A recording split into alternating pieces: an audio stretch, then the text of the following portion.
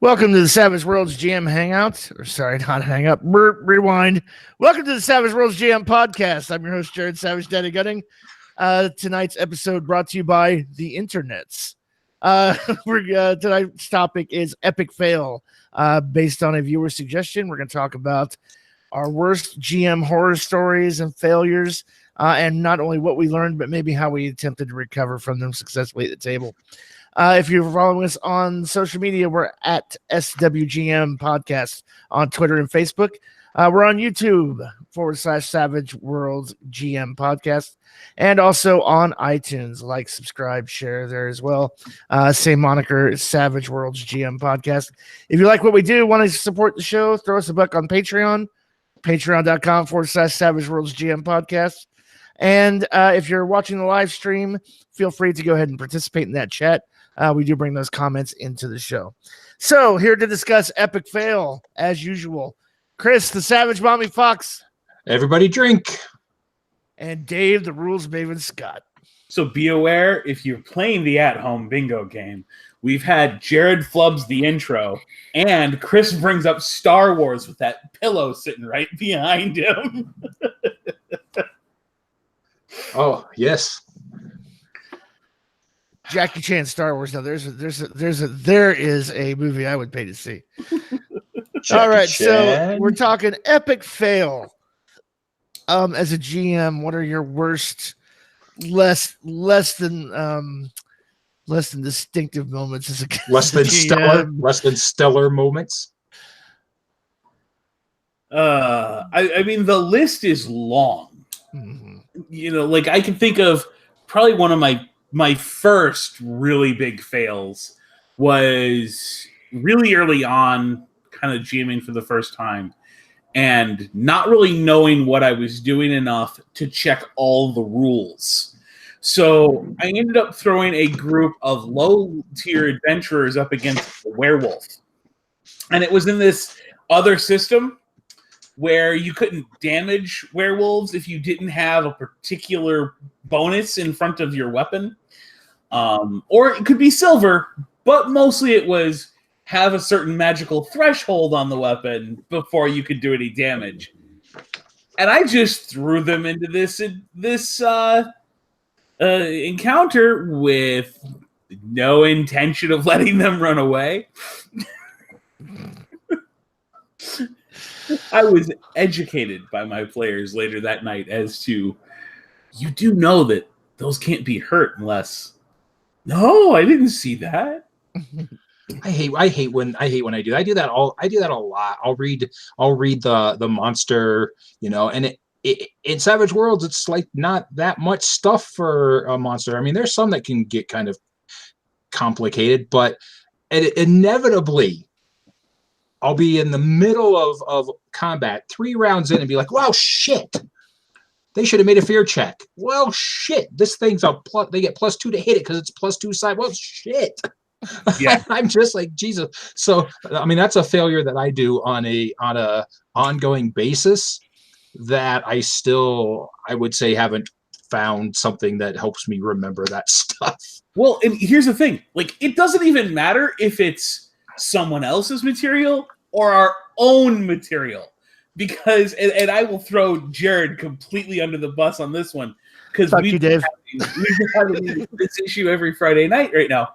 We're doing the most recent playtest of Dead End with all the Suede conversions in place.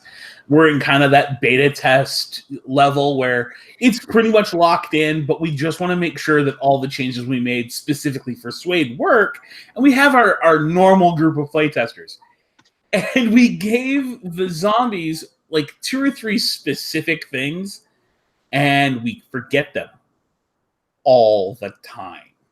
And I don't mean like, oh, we kind of sort of maybe, misplay it for 1 dice roll. I mean like, oh, by the way, all the players were supposed to have +2 that entire encounter and didn't. Okay, so last Sunday I'm running my Deadlands game, and I do just a quick sketch, a quick map.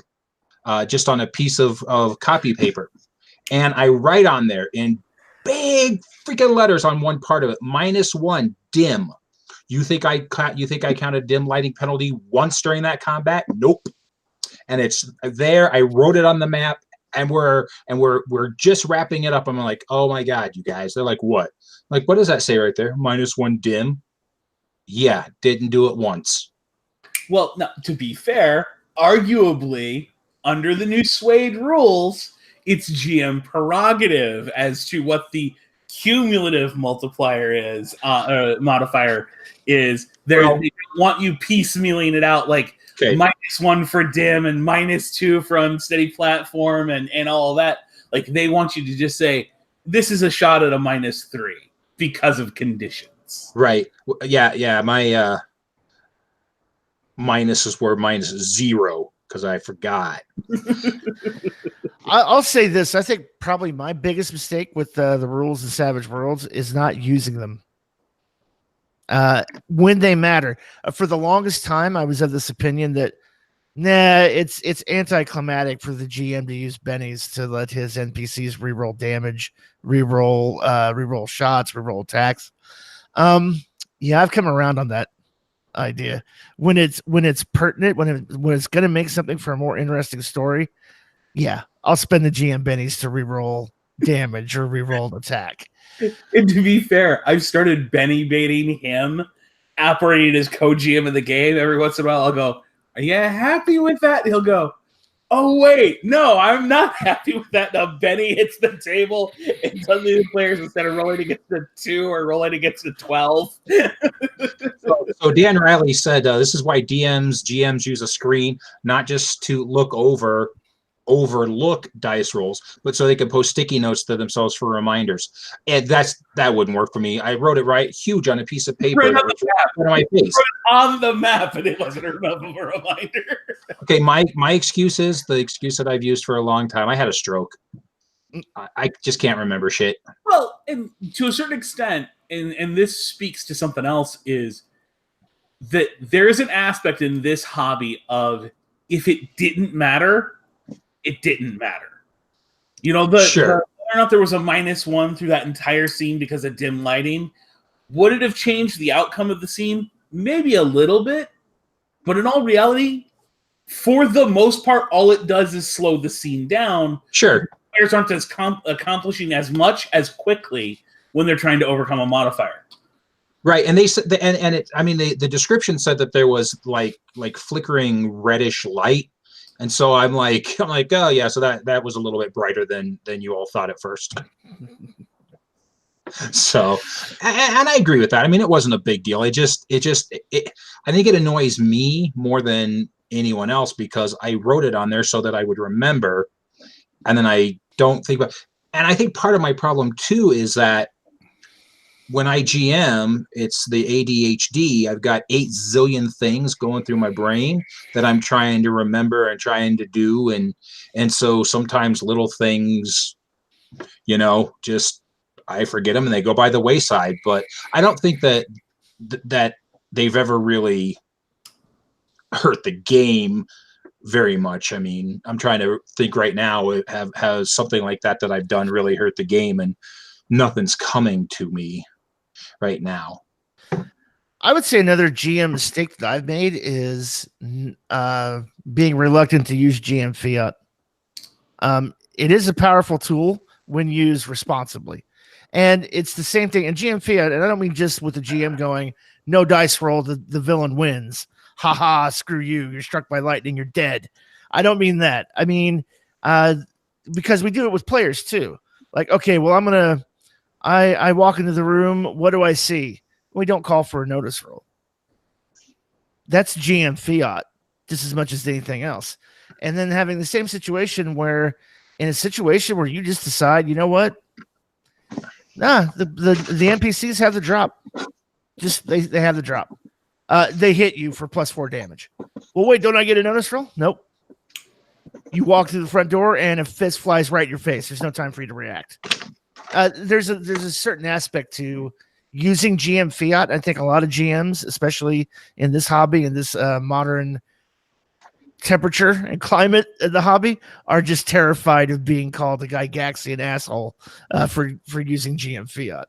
Yeah, but I kind of on the flip side of that, are kind of in conjunction with that, I guess I would say, is that I think something that I did a lot that I'm really trying to get away from is asking for too many notice checks. Yeah, I was going to say, getting away from that and just going with the flow of the game, and every little thing doesn't need to be a notice check. I go back to the Deadlands game.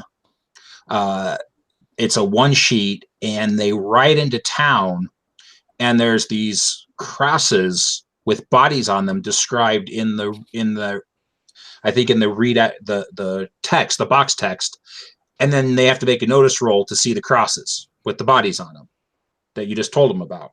Like, that makes no sense. Why am I making a notice check for that?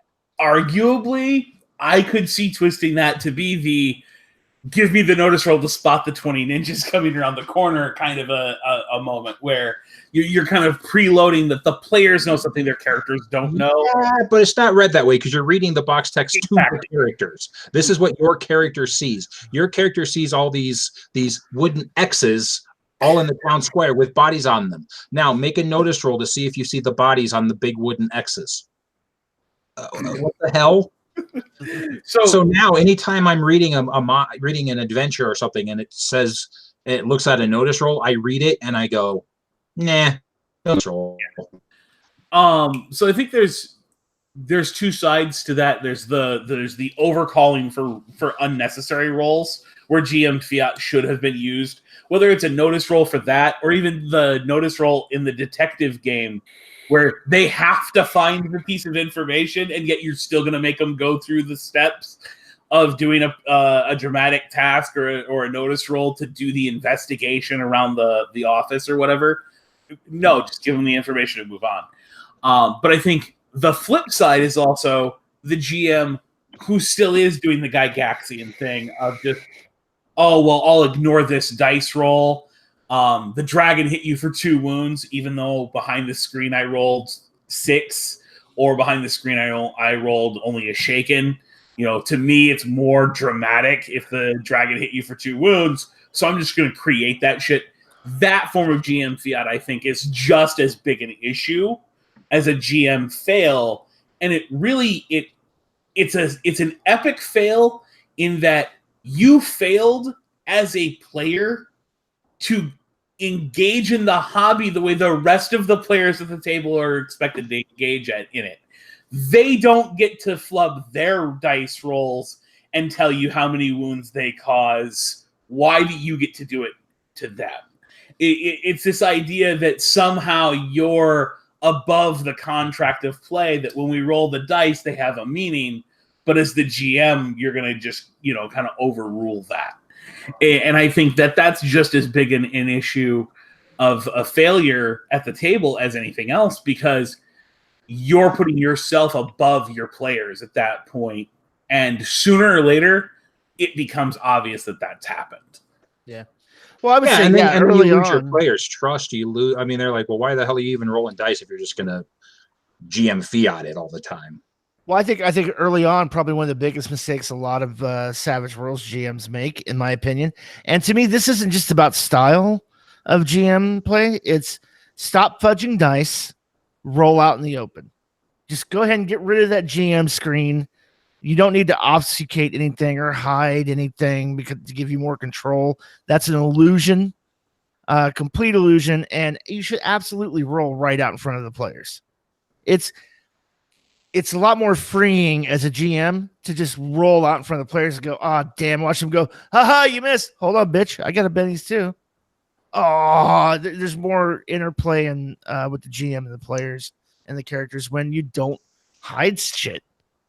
But at the same token, I'll give you an example. And I know we've probably shared this before. I'll share it again. In a zombie apocalypse game where you rescue a bunch of people that are on the top of a gas station surrounded by the undead with your RV. You don't know these people. They're complete strangers, and you do the we meet in a tavern bullshit. There's the zombie apocalypse where you don't check their weapons. You don't pat them down. Nobody stays on watch the night before. Okay, well, then I'm going to GM fiat, and I'm going to teach you a valuable lesson in the apocalypse. And when we start the next session, Oh, you wake up on the side of the road, hazy. The world comes into focus. You look around, you're hogtied in your underwear, and you each have one wound, and the RV's nowhere in sight. Wait a minute. No one said everyone was going on watch. I asked you guys how you wanted to end that session. Yeah, To I me, don't know. That's a valid use of GM fiat. And for me, would you consider that GM fiat?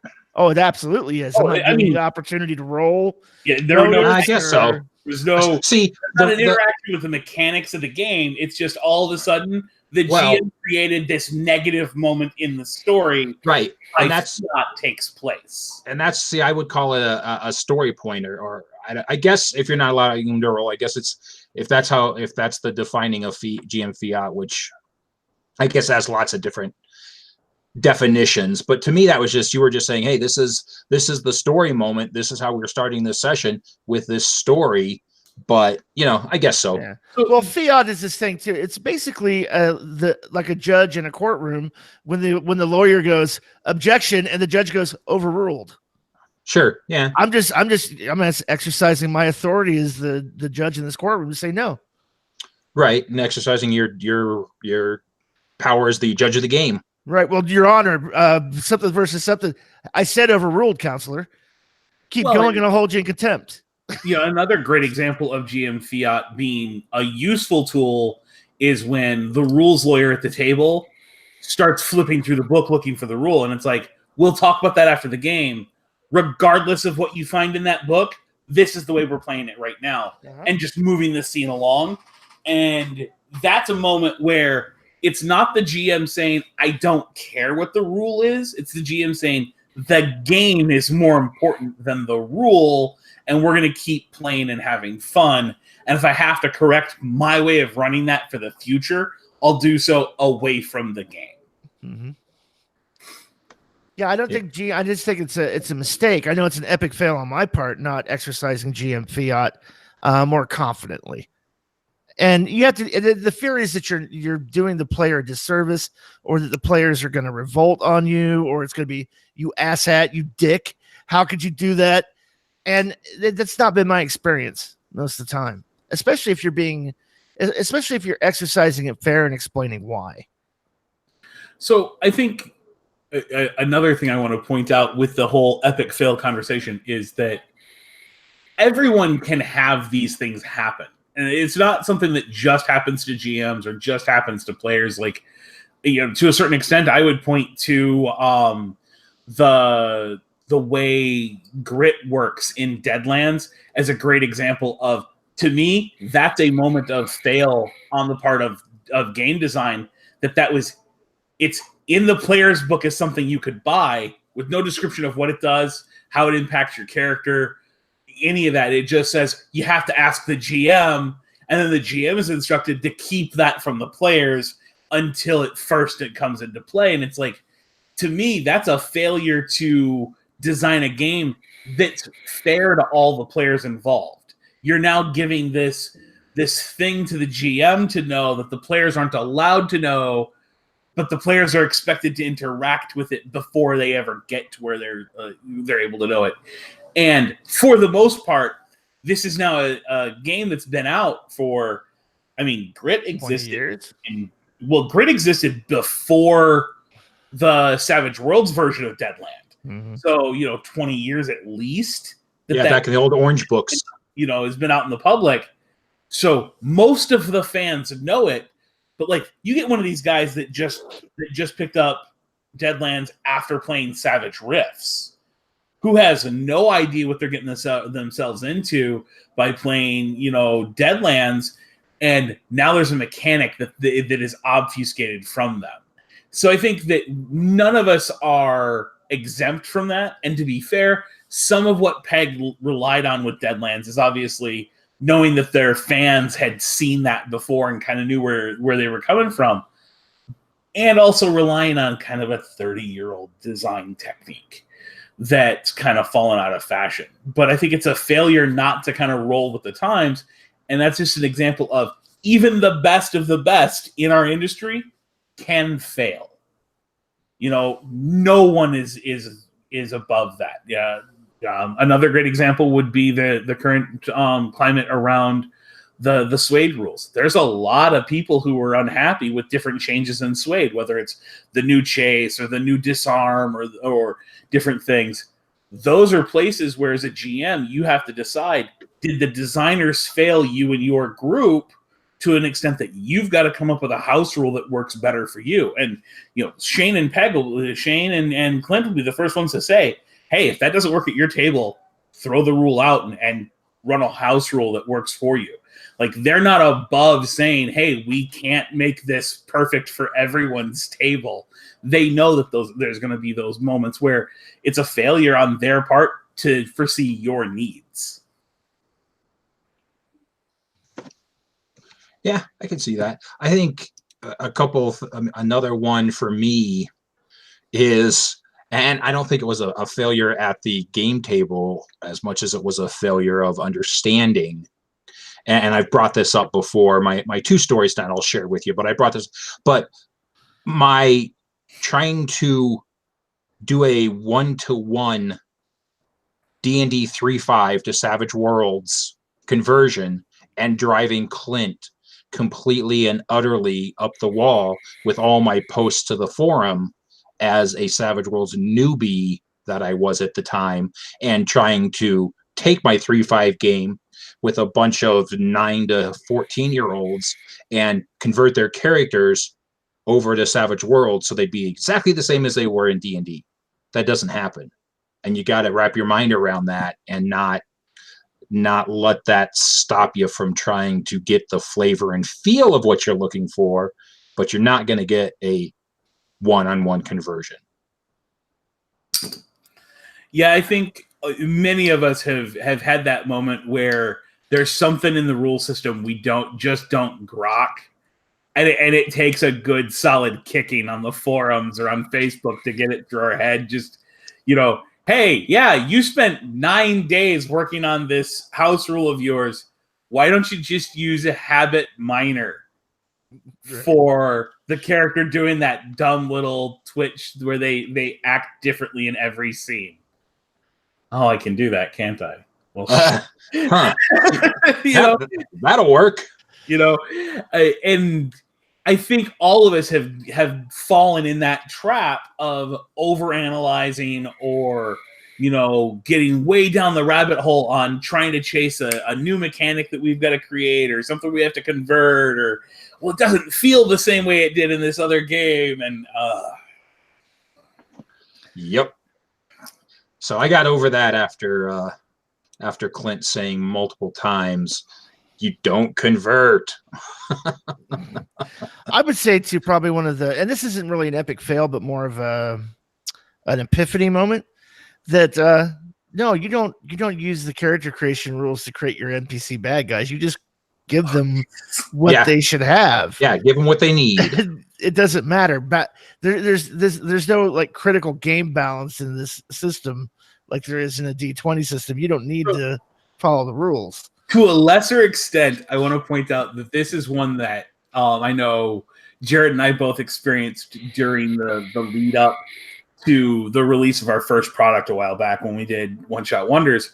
Was we had a group of playtesters who got back to us and they're like, these characters don't feel like they're built the way a character is supposed to be built. And we took a look at them. No, we had built pre-gens the way you would build an NPC. We just gave the pre-generated character the thing we thought that they should have, because that's what was going to lead to the players having the most fun at the table. We kind of threw the character creation rules out the window for a bit. Yeah, and we had to go back. We took that feedback too. Okay, that's an epic fail. Yeah. Right. So we took that feedback. Went, okay, all right. Let's make sure they have the same amount of character points spent. If I'm going to call for stealth rules, let's make sure everybody's got stealth, so on and so forth. For example, we had a character with the one eye hindrance as an eye patch and the ace pilot edge. Like, hey, wait a minute. No, I think it was that he was the only one who had started the game with a gun. That was one thing too. He's the one who's doing all the shooting, but he's got a penalty to all his shooting rolls because of the one eye hindrance. And then it's like you get feedback sometimes from whether it's your players or your play testers or whatnot, that'll let you know that this thing you did that might have been a great idea. I'm going to throw out the character creation rules and just give you what sounds like it's going to be fun to have. Ends up not feeling as fun to the player because they look at that and go, but I couldn't build that character. Like, right. I couldn't have got that at that time and things like that. I think those are interesting. For me personally, one that I struggle with even to this day is the whole interpreting dice rolls thing. I know I let my players down by not describing failures as well as I should. What is this? Some kind of Fantasy Flight game? and what it comes down to is this, like the moment in the movie where the protagonist has to jump for the train and they fail the dice roll. And I go, well, you tumble off your horse into the weeds and the train takes off without you. The whole story just left without that player. Mm-hmm. And now that player is sitting there, one, hoping the rest of the players fail too, so that they're not left out of the scene. But two, going, so how do I get back in? How do I get to re-engage with the game that's going on at the table? And whether it's, I suddenly have to 10 minutes later go, doodly. What are you doing 10 miles behind the train? You know, and all of a sudden that player feels very put upon because not only have you separated from them from the rest of the party because of a dice failure, but you're now putting the spotlight on them, and they not only have to roleplay their character and have fun and interact with the game, but they have to do it at a level that's entertaining to the other four players who are sitting watching this scene that only involves that one character. And you did that as the GM by narrating a dice failure in a poor manner. So I struggle to find the ways to make the failures, even the epic failures are easy. Everyone handles critical fails really, really well. It's something that our hobby kind of went through in the 90s and everyone matured into. No, you don't shatter your sword all the time, but something does really catastrophically go wrong, whether it's your sword's stuck in a beam or something.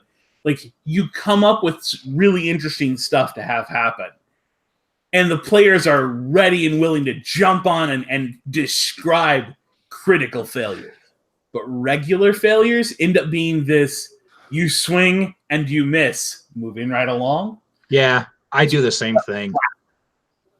I do the same thing, very flat. So Dave, so in that situation, the correct way to do it, or what we've learned to do, right, is say it's not a zero sum, it's not a win or lose zero sum game. You tried to jump on the train from your horse, you didn't make the agility roll. Oh, so you actually grab hold and you're clinging on to the ladder on the side of the train and take a level of fatigue for bumps and bruises that goes away at the end of the encounter. So there's you wrench your shoulder, and so now you're a -1 to everything, and your shoulder's really, really sore, but you're still on the train. You can still do stuff, but you're just going to be hampered. Yeah, you take, but you're not out of the game. Take the one arm hindrance for the rest of this scene. Your left arm has been wrenched, and you're just doing anything you do with that arm at a penalty for the rest of the scene, and just roll that on. And Suede does a great job of take this for the rest of this scene only. It does a lot of this with fatigue now. It does a lot of that with different mechanics where it doesn't take a player out of the whole game, but it's definitely going to penalize their character for that entire scene that the thing happened in. So you can roll with that to do other interesting things. But more importantly, like, take a look at what it is that's going on. Let's say you've got a character who's fighting the dragon and has the black arrow in their quiver and is up against the dragon. The dragon does this swoop attack, and the player gets to roll agility to get out of the way because it's an AoE. The player fails. Well, you roll. They didn't take a lot of damage, but they still failed. So what do I do to narrate that? Okay. So I narrate the rest of the scene. The player runs on, gets behind the wall, reaches for the black arrow, and then finds that it's missing from the quiver. It's laying where they dodged the dragon's attack. The cost of the failure is that something fell out of their pack. Now they have a whole new challenge that you've added to it, but it didn't take them out of the scene. It just added a new creative twist to the scene. It's a new wrinkle. That could be an interesting thing that it requires two things. One, you have to be able to think quick on your feet to react when that comes up. And two, you have to be willing, let the scene breathe for a minute and then put the twist in. Mm-hmm. Sometimes you have to be confident in your ability to backdate a penalty that's coming. The player failed here. Okay, you're on the train. And I'll tell you in 5 minutes what went wrong. Yeah, I mean that's very Fantasy Flight when you have threats or despair. The threat and despair mechanic. Yeah, I mean a lot. Yeah, as the game master, you don't have to put that in right away. You can bank those for later. Right. Well, and moreover, this is kind of like you being a Spielberg-ish style director. It's that kind of Indiana Jones fail kind of stuff where, it's important that he grits this MacGuffin and he missed it by that much.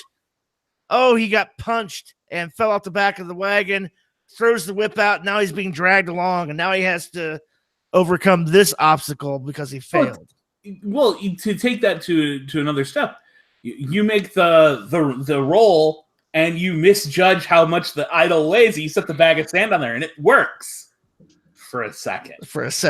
And right, or right, or you go looking for the vial. But you get punched and knock the waiter out, and then all these ice cubes goes flying everywhere, and now you can't figure out which one is the vial. Yeah. So it just adds another layer. The failure delays success. It doesn't eliminate the possibility of it. So, and that's another place where I think you can have some fun that, again, it's a failure on my part to have used it in the past, but like heroes never die. The hero never dies when all of a sudden this should be a nasty moment. Character's going to be incapacitated. Instead, what we're going to do is, you were stabbed. Didn't do a lot of damage, but now there's a poison coursing through your system, and now you have to find the antidote. You're on a ticking clock. And then, you pass out from the poison, and you wake up the next day. And the poison did some pretty drastic damage. You wake up with an illness. That's the heroes never die mentality of, the character failed. There was an incapacitation, and there's going to be a tail to that. There's something that's negative. You don't get off scot-free, but at the same time, the character's not removed from the game. You can do a lot of interesting things that as a GM, you just have to be willing to let yourself think creatively and think outside of that whole pass-fail dichotomy of, no, they didn't make the dice roll, therefore the scene ends, or therefore everything horrible happens. Right. Yeah. Yeah, I think that's a good one. How many of our individual epic fails or fails as GM come down to not having a session 0 conversation? Oh, Jesus. I think yeah, that's true. A few. I mean, I've had whole campaigns end because I epically failed to set the right tone, or epically failed to set conditions of like how we play. Not setting it up where people realized you don't get to role play during somebody else's description of what their character's doing. Just little things that are tails to a bad session 0. Epically fail when you let a assassin into your Deadlands Noir game when you know you shouldn't. Yeah, I think a part of an epic fail is being afraid to say no as a GM. Like, here's my character concept, and you don't want to go. Sometimes you just have to go, no, that doesn't fit the tone of what we're doing. Go back to the drawing board, dig deeper, try something else. Take 2. Yeah. Yeah, I'm gonna play a character that casts magic spells in a setting with no magic. And then get mad when you say I can't. Yeah. Epic fail on a player part right there. Well, and it was also, to a certain extent, that's my failure as a GM, not to have very staunchly kind of set that. No, if you're playing a lore master scribe, there's nothing written in your book that lets you go woogie, woogie, woogie and set up a magical perimeter around the inn. No, that's not how it works. And I think that there's an aspect of that is, it's central to what Jared's saying about it's okay to say no. It really is. And it's important not just to say no on behalf of the other players at the table.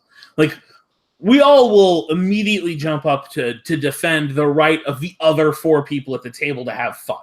I don't think there's a GM out there who is not going to step in, especially when you start getting into situations like, we've talked about on here before, where someone does the rape joke or the sexual harassment or the racist comment or something that makes someone at the table, truly uncomfortable as a player, not just as a character.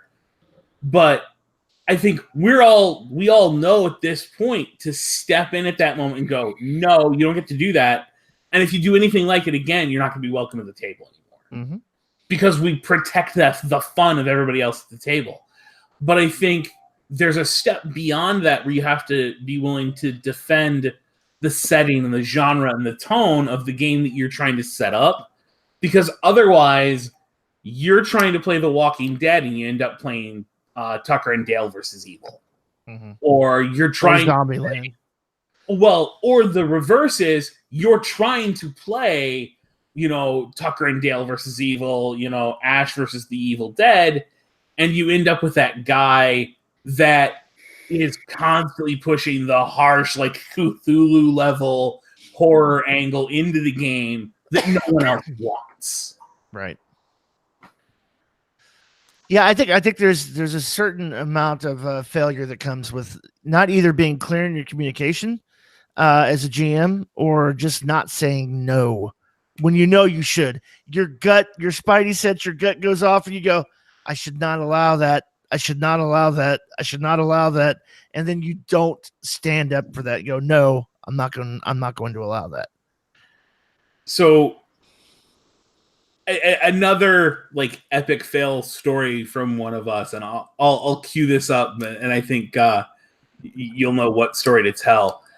Is there's the whole aspect of like technology at the game table and learning what to use and how to use, and I think that there's this thing that we all go through, and I know Chris talks extensively about phones at the table and tablets at the table and like the person who's not paying attention to the game and whatnot. And it's an epic fail to not curtail that, but it's also an epic fail to not know how to use the tools you're actually trying to use. Yeah.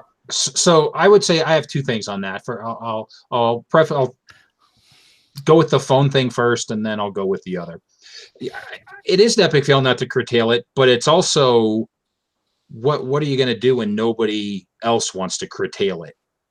That's the issue I run into, is that one of the groups I play with that I've been playing with the longest, over 25 years, I seem to be the only person who cares that people are on their phones playing Clash of Clans and Words with Friends and Snapchatting and doing all that other fucking shit that doesn't need to be at the game table, but nobody else seems to care. And it's like, you can only try to curtail that so much. So, the rest of the group has to be willing as well. There's definitely a moment where you feel like the stick in the mud if you're the one that's constantly bringing up the, hey guys, aren't we here to game tonight? Yep. Yeah. So the other, no, Dan, I don't want to find a new game. I've been gaming with these guys for 25 years. I just need to learn to maybe, as they say in Frozen, let it go. But sometimes I can't. So my other technology story is F word. Right now, I live in Michigan. Oh yeah. Deal with that. Okay, so as they say in the polar vortex, let it go.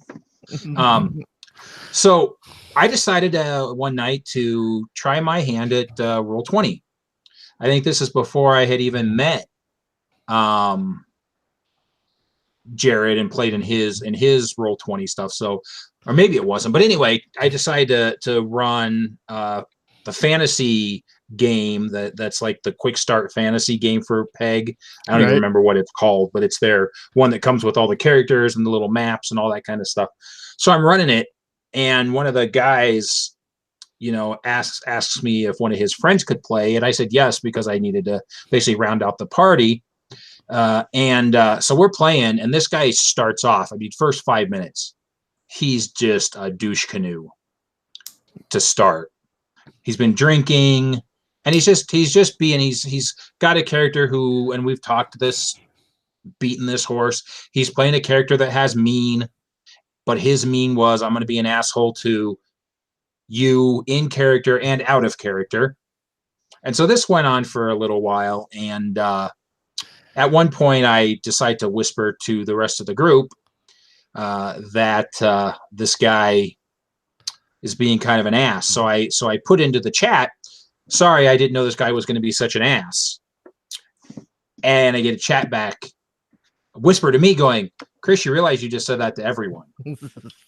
I was like, oh, so I did. And then I'm like, well, fuck it. He's being an ass.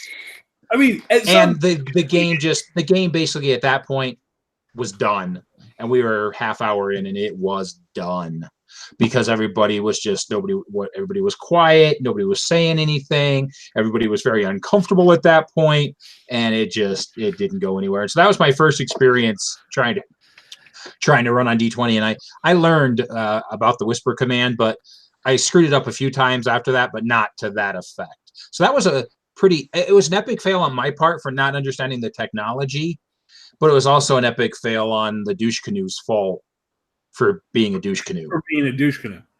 So Jared and I actually went through a moment right after the whole Savage Saturday Nights thing, where we had played so many games with so many players. We saw this thing with the technology angle of the game. We weren't playing Savage Worlds with these people. We were playing Savage Worlds, and they were playing a video game where they clicked the button for fight or the button for soak or the button for this, and they had no clue how their character interacted with the game world. So they were taking edges they were never using.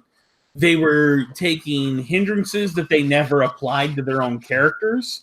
They didn't know how to calculate wounds. They didn't know how to buy skills on a level up because they weren't sure how their skills actually manifested in the game. So they weren't sure, like, well, is this a level up or does this require, or do I get 2 this time around because it was under the stat? Or like they didn't understand what Link's stats were. They didn't know how fighting worked. They didn't know how to calculate wounds.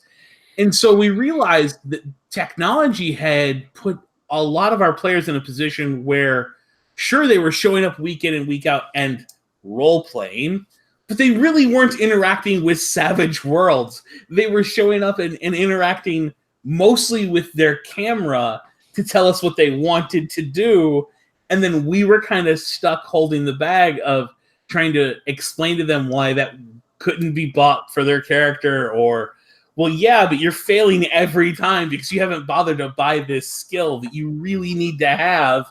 Yeah, but I've got the button for it. Yeah, but that's just rolling unskilled because you don't have the skill. You might have a button, but that doesn't mean you're trained to fucking do it. The button doesn't mean it's automatically that I can do it. Well, you have to understand it. At that point in time, the first iteration with Roll20 and the macros that I use, I had gone in and created a character sheet with all their stats, all their skills on the attributes tab of that sheet hidden from them, and actually calling the macro for that information. There was a button for notice. There was a button for soak. There was a button for fight. There was a button for run. There was a button for everything. And we ended up finding out, wow, we're really crippling our community and player base, because what we should have as a Roll20 macro is a single button that says trait. And then what is your D number in this trait? Is it a D6, a D8? To where they had to actually, and then you were like, hold on a second. I don't make a notice roll. What do I click? There's no notice. Right. Click trait. You're making a trait roll. What's your notice? How do I know? Dude, look at your character sheet under skills. It'll tell you notice. And you had to kind of, that transition was tough for a lot of players who were used to the rat pellet, hit a button. Say, but Jared, I'm mashing the fuck out of that button, and I'm still not succeeding. To the point too where we didn't auto calculate wounds anymore from the macros. It was like, all right, you figure it out, dude. What's your toughness? How much damage did you just take? And to a certain extent, we even saw this in the core group when we were playing in Fantasy Grounds. It was much the same, where because Fantasy Grounds had so much automation, anywhere that Fantasy Grounds fell short, that it didn't have that level of automation, they just had no clue what happened in that moment because they couldn't interpret the dice roll. These players never knew if they succeeded or failed or anything, because the game didn't tell them. And it very much stood out that technology had turned it into, Savage Worlds, the video game, and they were expecting this piece of tech to tell them everything. Yeah, so there's a GM epic fail. Don't become too reliant on the tech that you're using when it comes to things. Same thing. Don't become too reliant on maps or minis. Don't become too reliant on anything other than your own creativity and your imagination in the moment. I think probably one of the biggest things I learned, I tend to lean this way anyway. I tend to be an improvisational GM as it is. Like I'll give you a great example. One of the best sessions we just had, complete unplanned, where one of the characters decided, well, I'm going to stay behind with the injured people all by myself, but I'm a 16-year-old girl in the zombie apocalypse, and I think I can fix this RV. And I'm like, okay, what would be the perfect thing to happen in this situation? Oh, you know what? A lone survivor should step out of the woods and offer to help and be creepy about it. John Stamos. And keep trying to get into the RV. Oh, no, this goes, well, let me help you. Let me just go ahead and set my pack inside the RV there. No, wait a minute. No, I can't have you go in the RV. And it's this real tense moment of the player character not wanting to go, screw you, you're not taking this RV, and being oblique about it, and him and the GM playing the character is, well, I'm not gonna, and then you get to a certain point where it's like game on, and completely unplanned. It's like, well, what fits in this slot at the moment? What makes the most dramatic sense at the table in the moment? And you're not going to get that by trying to have a completely planned out, pre-mapped, premeditated session. I'm not saying that game prep isn't important, but I'm saying that, to be able to react to things in the moment and make decisions and changes on the fly is really something that if you're not doing that, I wouldn't call it an epic fail. You're just doing a disservice to yourself, the story and the game and the players by not leaning more heavily into being improv. Yeah, I would say I'm trying to get better at that. I'm not great at it, but again, story sharing time, we've all heard a zillion times, and I'm not going to go into the entire story, but the ETU game that never got to the adventure because it was all improv at a frat party was one of the best adventures I ever ran. And it was just a go with the flow of what the players are giving me and just work off of it and just throw out ideas and see what they grab onto, and have a kung fu dance fight in the front yard and have the vampire LARPers show up. And it was a great game. One that I really wish I would have had a recording of, to be able to go back to it. But, and that was something that I wish I was better at even to this point, because I think that's something I fail at, is failing at taking, what the players are saying and going, oh, that's not part of the plot point, or that's not part of this particular Savage tale, and working that in. I think another thing that kind of with that I think I fail at badly because I run plot points is I really think I have a really big problem tying people's characters personally to the campaign. And I'm trying to get better at that when they say, okay, this is my 2-sentence backstory. And I want to get better at trying to find ways to give the spotlight to somebody for a couple sessions and bring some of their character into the game and not just have it be the plot point. But I'm still not great at that. So I will, in an effort to help you and any of our listeners, I will say interludes are great for this. Because the interlude is this moment where I am paying the player a penny for them to create more story about their own character. Tell me a story about your victory last year. And now I've got ammunition in the tank to throw back at them because that best friend they talked about meeting up with and going out for drinks and scoring with the girls shows up needing a favor. And right. I just made the game so much more personal to that character by tying something that player just offhandedly mentioned in an interlude that I'm jotting down furiously. Right. Doing that. See, I can give you an example of one of my characters right now. Her backstory is that her son and husband are missing. She is, and this is Deadland, so she is a white lady who married an Indian and had a child with him.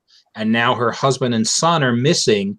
And one of her big things is trying to find her husband and her child. Well, that's not part of the Last Son's plot point campaign. So I need to figure out how can I do that. And I kind of worked in a few things. I'll tell you, the hunting grounds are really good for that because I've got to work in 4 of the 6 characters' worst nightmares and little story things into the hunting grounds. And so that worked, but now I just have to have that not be the only time that happens and try to work some of their backstory into things. And, it's something as a GM I need to work on. It's a failure on my part right now. See, and unfortunately, when it comes to plot points, I'm probably not going to be able to help a lot because I can't run a plot point to save my life. Jared's seen me do a couple times where the campaign implodes after about 3 to 4 sessions because I cannot follow a plot point. I just can't do it. My players end up going into left field, and I've got no way where I feel comfortable bringing them back to the plot point story because it's such a rigid story. And I know people are like, well, it is. They're written to be, open. They're not a railroad. And you have all the room to run Savage Tales. And, with like 50 fathoms, you're not even supposed to run them in order. And it's like, no, it's all pretty freaking rigid if you want the story of a plot point campaign to be delivered to the players. Like ETU, there are specific things that happen in the freshman year, specific things that happen in the sophomore year, the junior year, the senior year. And you can't interchange them. They wouldn't make any sense out of order. So I fall apart trying to run a plot point campaign because in my head, the way I run a campaign, and I don't want to give away what could be an Atomic Ninja product down the road, is in my head, there is a plot line that plays out. But it's what's going on apart from what the players are doing. Like, if you didn't interact with Big Bad Number 2 for the last 3 sessions, what did they do during those 3 sessions that's going to impact the world, and then finding ways to hint that to the players? Because to me, it's far more important that I know who the major players are in the world and what they're doing so that I can give you an interesting world that you interact with, rather than I tell you, oh, well, you have to go over here and you have to attack this stronghold because that's the next adventure in the plot point where you have to, get back the MacGuffin from the evil wizard. I have no way of getting the players to bite on that bait, so to speak. It's just never been a skill I had. I'm the same. I can't run a plot point. I just can't do it. Because here's more than anything else. Here's why. What the players end up coming with 100 times more entertaining and engaging than the pre-planned plot point.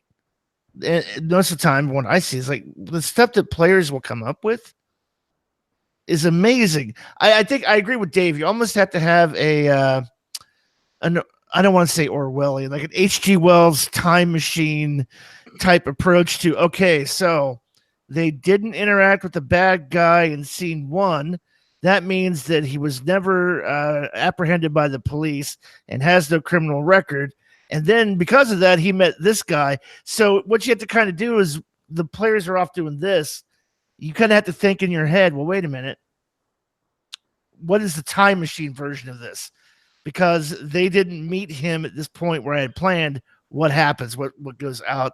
What spirals out of control? Just don't step on the butterfly. Well, and it's not even about like they didn't do the thing I had planned as much as if he's left alone, what does he do with his time? Right. I think too, like one of the big things is an epic failure as a GM is not reading your player characters, actually like character sheets, just not being familiar with your player characters' character stats, their hindrances, their backgrounds, and then not leveraging them.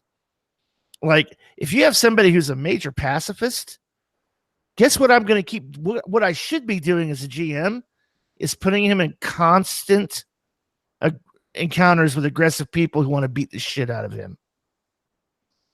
I need to constant, but it needs to come up. It needs to happen. Right. Because he put it on a sheet. He wants it to happen. So he wants to struggle with this. I don't. In front of it means it needs to be something he's going to either be forced to deal with on a regular basis, or when it comes up, it's important. Right. So, for example, like you can have somebody who's a major pacifist, right? I won't touch guns. Oh, really? Well, let me let a gun slide out of the person that you're standing next to's hand as they're being grappled with the knife to their throat and about to be killed by the big bad, and the gun's at your feet.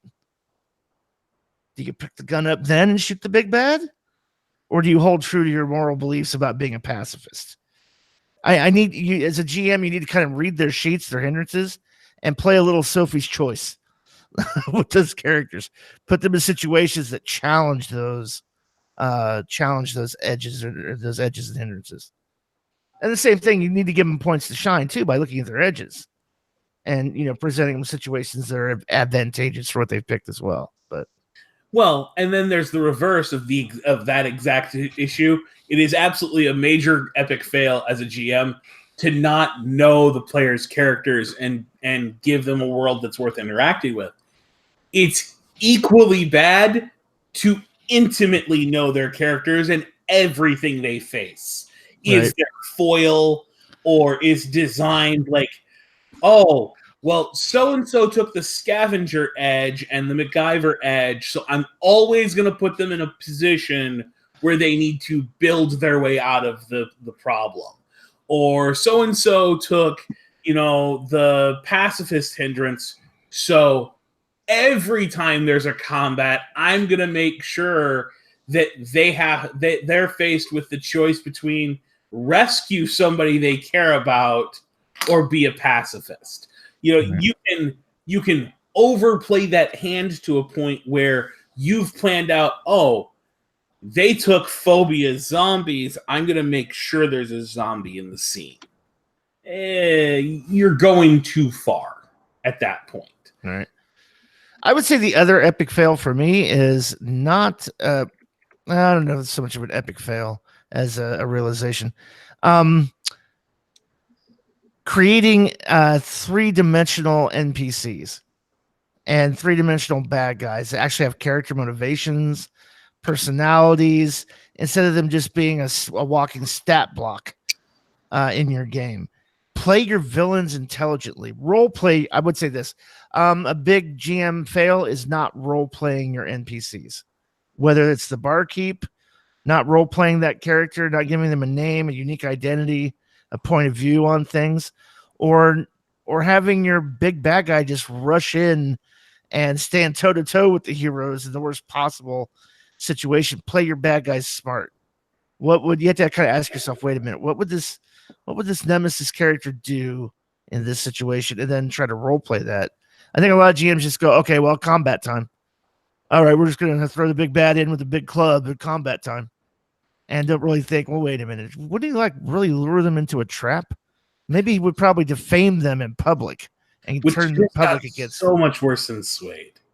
It is one of those places where, you know, I look at the rule and I go, I can see why they made the rule change, but oh Jesus, I see where this is going to end up going. And that's the whole scale where certain things get more wounds. And it's like, now you just know that the next time there's a dragon in the scene, it's got 5 or 6 wounds because you want it to be the big bad, and it's mean and it's nasty and it's big. And it's like, having 6 wounds doesn't make it more special. It really doesn't. And it's unfortunate that that's there. But I completely understand, like, it's really easy to do a little bit of damage to something, and you want to have that represented as a wound without, you know, having the incapacitation happen because you took a toothpick and rammed it in the dragon's paw. But at the same time, like, it's just there's something about it where we see these conversations over the years. And I mean, I have to admit, like, the entire time I've been playing and watching the online community, there's always that guy that goes, but I want to do the big end boss where the monster comes out and he's got 6 wounds, and everyone's like, no, don't do it. Don't do it. They have 3 wounds, set a high toughness, give them hardy, give them other abilities, make them difficult, put them in a room full of lava and traps and whatnot. Like, find other ways to make it difficult, not just more wounds. And now we've got a mechanic that officiates putting more wounds on something. So it feels dirty to have something have 6 wounds in a combat. All right. Well, we're coming up on the end of the hour. So we have anything else in chat that we haven't discussed, or anything else we want to discuss? I think we pretty much not that I see. Cover the topic of how to recover from failures. Just a conversation in chat more than questions. All right. Okay. Well, with that, and I'll open this up again. So the last 2 sessions have been due to viewers sending in email and topic suggestions. Please feel free. If there's something you think we need to discuss that we haven't, send a subject to, show suggestion in the subject line to savagedaddy@gmail.com. We do read them. We do bring them into the show. I love the suggestion in chat because that person is fishing for a comment. What am I missing? Idea for next week's show. What is the most unexpected ending you've ever had? But I would have no idea on that one. Hashtag adventure deck. Yeah, no shit. So with that in mind, until next time, this is Jared Savage Daddy Gunny for Chris and Dave saying keep rolling and stay savage.